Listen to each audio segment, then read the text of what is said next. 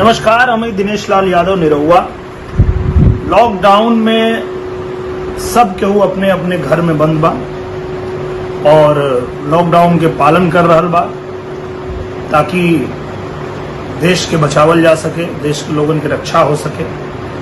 तो सब लोग से यह निवेदन बा कि आप लोग जितना बढ़िया से सारा नियम कानून के पालन कर रहल बाड़ा और सब लोग अपने घर में ही बा। तो साथ में ये भी नहीं के बुलाया कि घर में रहने के बाद भी बार बार साबुन से हाथ धोए के बाद और सामाजिक दूरी बना के रखले के काम बा। और एकरा ऊपर ये अवेयरनेस वीडियो हमरे प्रणव कुमार जी जब बनावल शुरू कैले हैं तो हमनी के भी कर्तव्य बा कि इनका साथ दिहल जाओ और पूरे देश के कोरोना के खिलाफ जो लड़ाई चल रहा बा उनमें पूरा देश एक साथ मिल के लड़ी तबे हमनी के जीत पावल जाई।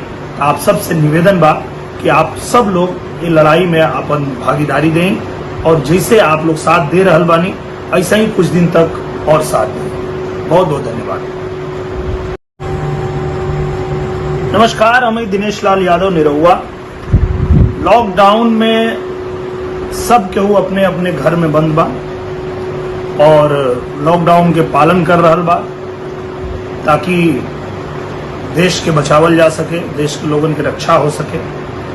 तो सब लोग से यह निवेदन बा कि आप लोग जितना बढ़िया से सारा नियम कानून के पालन कर रहल बाड़ा और सब लोग अपने घर में ही बा। तो साथ में ये भी नहीं के बुलाया कि घर में रहने के बाद भी बार बार साबुन से हाथ धोए के बाद और सामाजिक दूरी बना के रखले के काम बा। और एकरा ऊपर ये अवेयरनेस वीडियो हमरे प्रणव कुमार जी जब बनावल शुरू कैले हैं तो हमनी के भी कर्तव्य बा कि इनका साथ दिहल जाओ और पूरे देश के कोरोना के खिलाफ जो लड़ाई चल रहा बा उनमें पूरा देश एक साथ मिल के लड़ी तबे हमनी के जीत पावल जाई।